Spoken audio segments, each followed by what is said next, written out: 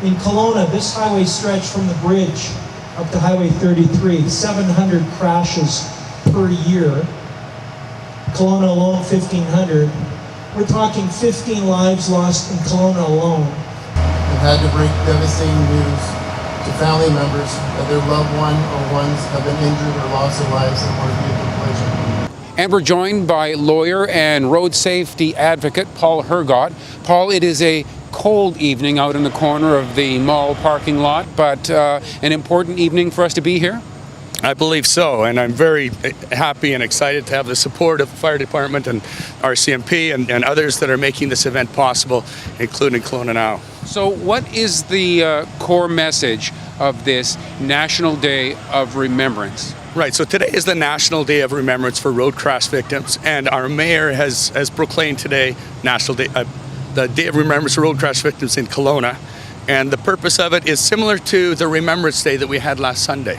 It's about putting our minds to the carnage on the roads, and hopefully with seeing and appreciating the level of that carnage, we become motivated to make some changes. She was evacuating from her own vehicle, so this car hit her car and her car hit her back of her head. She died instantly.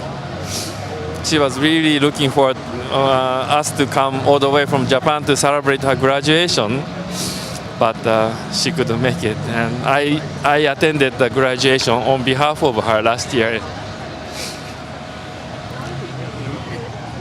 I think that what motivates you a lot here is that so many of these could be prevented. Absolutely. I would say that the vast majority of the crashes that I see are entirely preventable. All it would take is maintaining constant attention behind the wheel.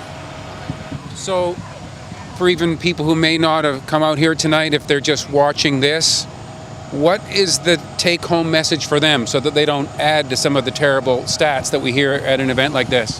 Well, the message I have, and it's an important road safety message, is that we need to have constant attention at the road ahead of us.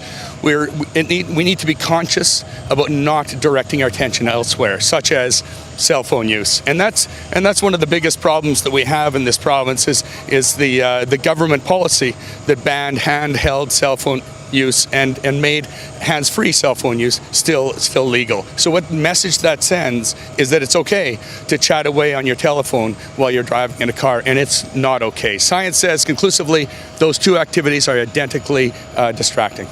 Terrific, Paul. Thanks so much for taking the time for us. Excellent. Thank you very much for your interest. And thank you for watching Kelowna Now.